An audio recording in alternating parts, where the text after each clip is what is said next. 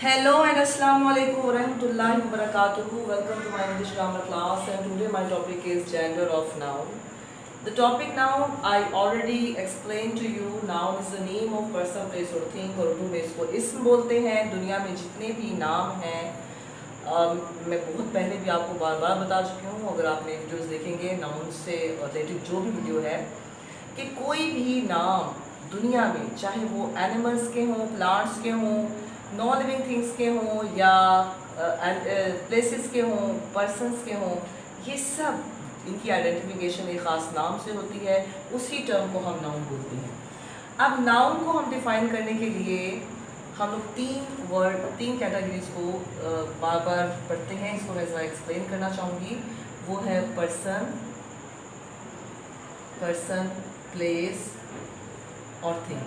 जब हम डेफिनेशन को याद करते हैं, पढ़ते हैं, तो ये इन थ्री कैटेगरीज को जिक्र में लेके आता है। अगर हम कह रहे हैं कि ये हमारा नाउन है।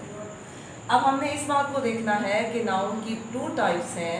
अब यहाँ पे नाउन एकदम से 2 टाइप्स में चला गया। वो है काउंटेबल और दूसरा है अनकाउंटेबल। अब हम क्या कह रहे हैं कि अब नाउन में पर्सन, प्लेस और थिंग यहाँ पर आकर काउंटेबल और अनकाउंटेबल हो गया।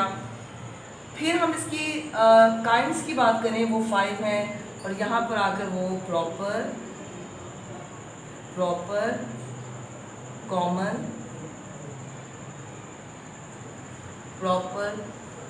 Common, collective, material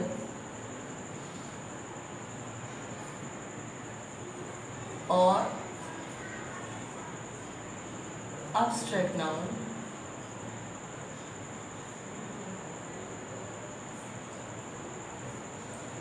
abstract noun के तौर पर हम लोगों ने पढ़ा।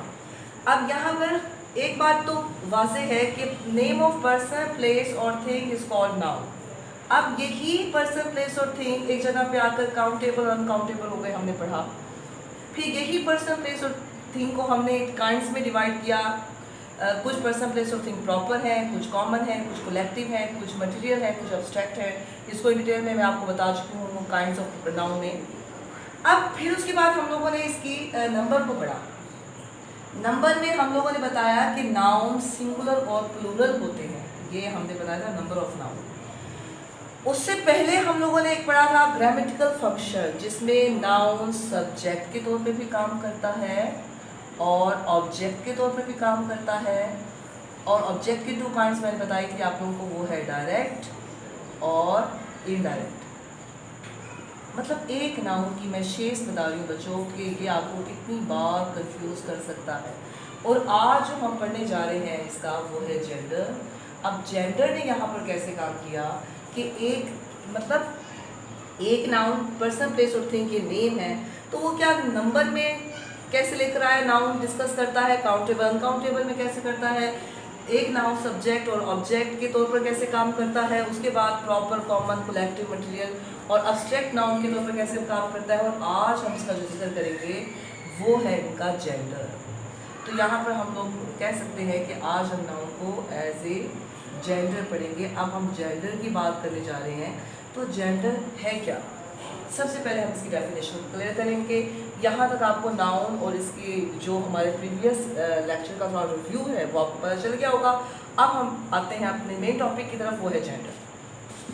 जी, सबसे पहले हम उसकी मज़ीद जो हमारे पास काइंड्स है उसको डिस्कस करने से पहले हम इसकी डेफिनेशन को देखते हैं कि नाउन को जेंडर में एक्सप्लेन करने की ज़रूरत कैसे पड़ी। तो हम कहेंगे the difference of sex is called gender. Urdu में इसको हम कह सकते हैं जेंस। तो डेफिनेशन के हिसाब से द डिफरेंस, ये आपने ज़रा गौर करना है, the difference of sex is called gender. अब आपने यहाँ पे देखना है कि जीन्स में जो फ़र्क आता है उसको हम कहते हैं जेंडर। और यहाँ पर इसको कंप्लीट करने के बाद आपको पता चल जाए कि जीन्स में एक जो डिफरेंस है उसको हम जेंडर बोलते हैं, और इसकी मज़ीद जो हमारे पास काइंड्स आती हैं वो मैं आपको डिफाइन करती हूँ। फर्स्ट काइंड जो है यहाँ पर वो है masculine gender. Again I give a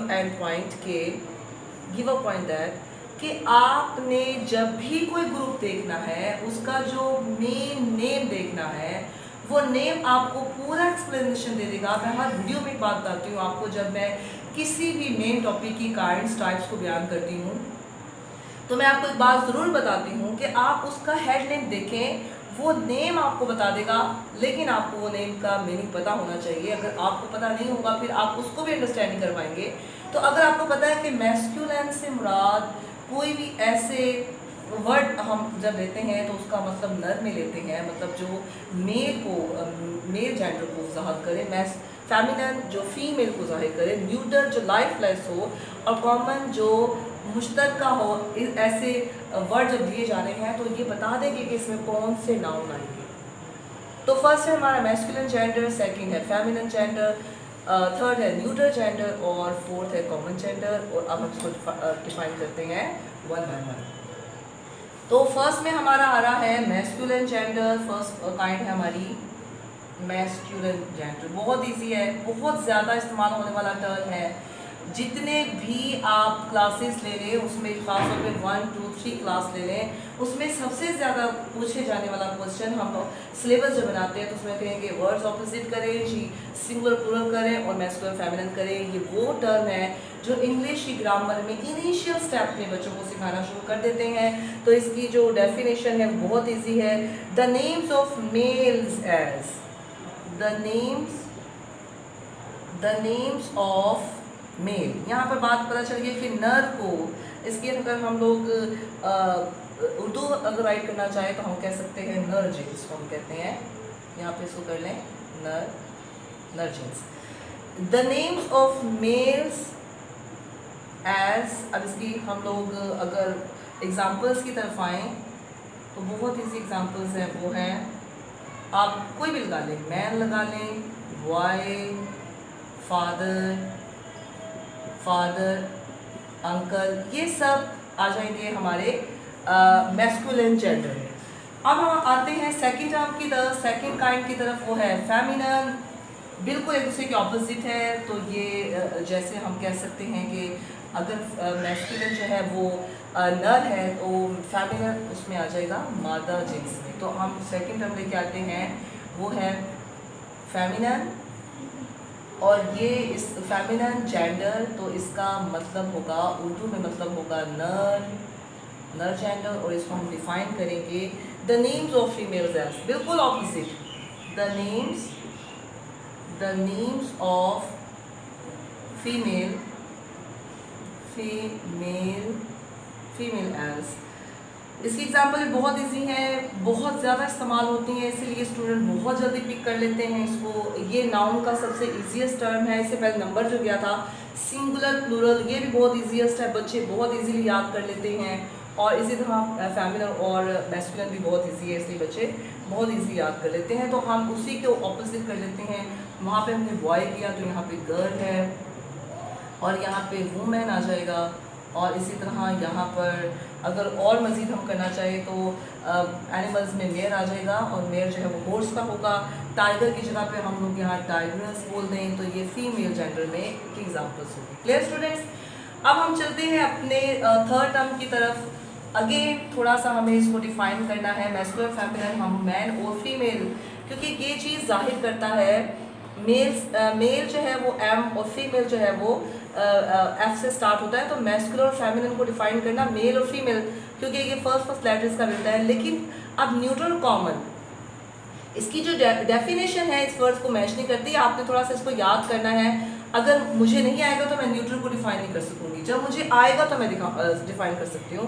तो इसकी जो हम लोग डेफिनेशन राइट करेंगे वो डेफिनेशन ऐसे होगी, और उर्दू में हम उसको राइट करेंगे जी। फर्स्ट ऑफ ऑल ये थर्ड टर्म है, और थर्ड जो काइंड है वो है न्यूटर जेंडर।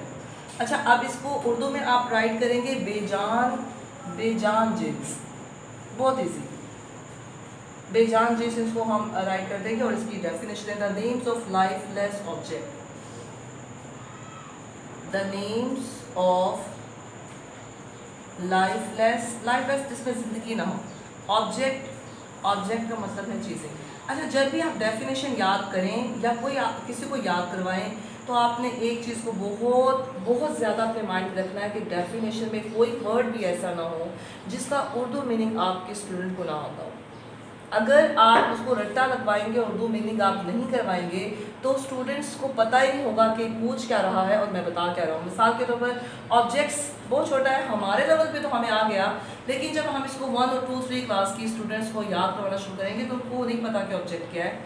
तो उर्दू मीनिंग इसके अशिया, चीज़ों को बोलते हैं। तो the names of lifeless object को कहते हैं न्यूटर जेंडर। अच्छा, अब इसकी जो एग्जांपल्स होंगी, एग्जांपल्स में हम लोग कहेंगे मतलब कोई भी बेजान चीज़ें जो हरकत ना कर सकती हों, सांस ना दे सकती हों, और उनको हम लाइफलेस चीज़ें कहते हैं। इसमें आ जाता है स्टोन मतलब पत्थर, इसमें आ जाता है टेबल, मेज़, इसमें आ जाती है बुक, किताबें, और भी बहुत सी चीज़ें हैं। हाउस लगा लें, ट्री स्केल लगा लें, पेन लगा लें, मार्कर लगा लें, ये सब चीज़ें जो है वो लाइफलेस हैं, तो इसलिए इसको न्यूटर जेंडर बोलेंगे। न्यूटर जेंडर को भी आगे मैं डिफाइन करूँगी, ये भी मैस्कुलिन और फेमिनिन होते हैं और ये बड़ा इंटरेस्टिंग है, ये मैं आपको बाद में बताऊँगी। पहले हम लोग यहाँ तक चलते हैं। अब नेक्स्ट टर्म हमारा आता है वो है स्टूडेंट, लास्ट है, और वो है हमारा कॉमन जेंडर। वो हमारा है कॉमन जेंडर। अच्छा जी, कॉमन जेंडर लास्ट और बहुत बहुत जल्दी याद होने वाला ये जेंडर है। जब एग्जामिनेशन में कॉमन और न्यूट्रल को पूछा जाता है और इसकी आप प्रैक्टिस कर चुके होते हैं तो इसकी एग्जांपल्स को और इसको चूज़ करना आपके लिए बड़ा ईजी हो जाएगा। अच्छा जी, फोर्थ हमारी है कॉमन जेंडर। कॉमन के दो मीनिंग है। एक कॉमन का मीनिंग होता है आम, एक आम से के अलावा भी इसका मीनिंग है वो है मुश्तरका, मुश्तरिक मतलब एक मिलता हुआ। तो इसमें हम लोग कहेंगे कॉमन जेंडर का अगर हम उर्दू मीनिंग लिखें तो इसका उर्दू मीनिंग होगा मुश्तरिक जीन्स। मुश्तरिक होता है एक जैसा, मुश्तरिक मतलब मिला हुआ, मुश्तरिक जीन्स। अच्छा, इसको हम डिफाइन करेंगे the common names for male and female. The common ऐसे वर्ड, ऐसे नाउन जो हमें डिफाइन ना कर सकें कि ये मेल है या फीमेल है, ऐसे वर्ड। अब गर्ल हमें पता है कि फीमेल है, बॉय हमें पता है कि जो है वो मेल है, अंकल हमें पता है कि मेल है, आंटी हमें पता है कि फीमेल है। अब वो कौन से ऐसे वर्ड हैं जिसके वर्ड से हमें ये अंदाज़ा ना हो सके कि इसमें मेल है या फीमेल है, तो उस जेंडर को हम कॉमन जेंडर कहते हैं। The common gender names for male and female as ये इसकी एग्जाम्पल्स आ जाएंगी। फ्रेंड, आप मुझे बताइए कि फ्रेंड में मेल है फीमेल है हमें नहीं पता। बेबी एक वर्ड हम यूज़ करते हैं छोटे बच्चे के लिए, मेल हो या फीमेल दोनों के लिए बेबी हम यूज़ कर सकते हैं। और इसी तरह प्यूपल एक वर्ड है जिसको शागिर्द को बोलते हैं, इसमें हम कह सकते हैं कि इसमें मेल और फीमेल का नहीं पता। स्टूडेंट में हमें मेल और फीमेल का नहीं पता होता।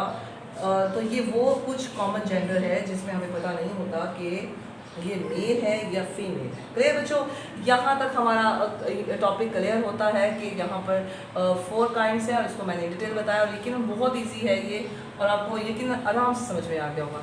अब हम बात करते हैं सबसे ज़्यादा डिस्कस होने वाला जो काइंड है, 2 काइंड है होने वाली काइंड है, एक मैस्कुलिन और फेमिनिन। इसको आपने याद करना है और याद करने के लिए आप उठाएं कुछ भी मैस्कुलिन फेमिनिन, उसके मैस्कुलिन के फेमिनिन याद करें, फेमिनिन के मैस्कुलिन याद करें तो आपको पता चल जाएगा।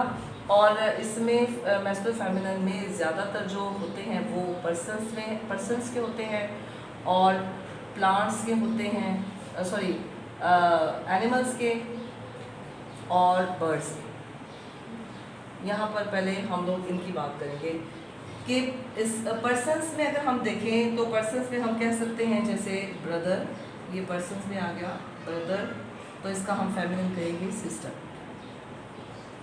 ठीक है, ये मेल को रिप्रेजेंट कर रहा है, ये फीमेल को रिप्रेजेंट कर रहा है। अब हम आ जाते हैं एनिमल्स की तरफ। अगर हम एनिमल की तरफ आते हैं तो उसमें हम लगा देते हैं बुल। बुल कहते हैं मतलब बैल को, इसका फेमिनिन काउ, तो ये फीमेल हो जाएगा, ये गाय को बोलते हैं। अब हम आ जाते हैं बर्ड्स की तरफ। तो बर्ड्स के भी मेल और फीमेल होते हैं, मैस्कुलिन और फेमिनिन होते हैं। तो इसमें हम कह सकते हैं कुक स्पैरो। देखिए अगर हम करें कुक स्पैरो, तो ये स्पैरो मतलब चिड़िया को या चिड़ा को बोलते हैं। तो कुक स्पैरो का मतलब होगा चिड़ा स्पैरो, और यहाँ पे आ जाएगा हैन स्पैरो। तो ये मैस्कुलिन और फेमिनिन हो जाएंगे। अब यहाँ पर हम लोग पर्सन्स क्या कर देते हैं और एनिमल्स और बर्ड्स को फेमिनिन और मैस्कुलिन कैसे बनाते हैं। अब हम आते हैं यहाँ पर कुछ ऐसे वर्ड, कुछ फेमिनिन मैस्कुलिन ऐसे होते हैं जिसमें ESS लगाकर उसको मैस्कुलिन को फेमिनिन कर सकते हैं। मिसाल के तौर पर एक्टर, एक्टर को हम लोग इसमें जस्ट ESS लगा दें तो एक्टर होगा एक मेल अदाकार और एक्ट्रेस हो जाएगी एक फीमेल अदाकार। तो इसको हम मैस्कुलिन और फेमिनिन को बना सकते हैं। कुछ वर्ड ऐसे होते हैं स्टूडेंट्स, कुछ नाउन ऐसे होते हैं जिसमें हम लोग कुछ वर्ड, कुछ लेटर को हज़फ करके मतलब हज़फ किसको करना है। मिसाल के तौर पर एक लफ्ज़ है ऑथर, लफ्ज़ आ जाता है ऑथर, और इस ऑथर में अच्छा एक्टर में एक्ट्रेस करने के लिए हमने यहाँ पर हज़फ कर देना है, और यहाँ पर OR तो होगा, लेकिन जब हम इसको एक्ट्रेस करेंगे तो इसको करने के लिए आपने ACTRESS कर देंगे। तो चेंज करते हुए आपने वॉवल को हज़फ कर देना है, तो ESS का इजाफा आपने करना है। अच्छा, हम लोग यहाँ तक कंप्लीट होने के बाद कि आपने ESS का इजाफा करके मैस्कुलिन से फेमिनिन बना देना है, कुछ आपने याद करने हैं। अब हमारा एक लास्ट जो टॉपिक आ जाता है वो है न्यूटर को हम मेल और फीमेल कैसे करते हैं। न्यूटर आपको पता है कि ऐसे नाउन जो बेजान होते हैं और लाइफलेस होते हैं उसके अंदर हम लोग कर सकते हैं। अब मुझे बताइए कि एक कुछ चीज़ें ऐसी होती हैं जिनको हम लोग मेल समझते हैं। सन, इसको मेल के तौर पर जाना जाता है, लेकिन ये न्यूटर है। अब इसकी वजह क्या है, क्योंकि ये स्ट्रॉन्ग है और ये ग्रेट है, स्ट्रॉन्ग है और ग्रेट है, इसीलिए इसको मेल के मेल की कैटेगरी में रखा जाता है। सेम इसी तरह इसके अगर ऑपोजिट हम जाएं तो स्प्रिंग जो है, अगर हम लेके जाएं स्प्रिंग, स्प्रिंग एक ऐसा वर्ड है, बहार को कहते हैं। ये हमें क्योंकि ये बड़ा नर्म होता है, बड़ा सॉफ्ट होती है और इसमें एक खूबसूरती पाई जाती है, इसमें ब्यूटी है। तो आप देख सकते हैं कि ब्यूटी और इसकी ग्रेस की वजह से ब्यूटी और इसकी ग्रेस की वजह से ये फीमेल, ये मेल में आ जाएगी, ब्यूटी और ग्रेस की वजह से ये फीमेल में आ जाएगी। तो आपने इस चीज़ों को देखना है बच्चों कि न्यूटर भी मेल और फीमेल हो सकते हैं। यहाँ तक यकीनन आपको लेक्चर समझ में आ गया होगा। अगर कोई प्रॉब्लम या समझ में ना आया तो प्लीज़ आप कमेंट्स बॉक्स में ज़रूर राइट कीजिएगा ताकि मज़ीद मैं आपको इसको एलेबरेट कर सकूँ। टिल देन अल्लाह हाफ़िज़।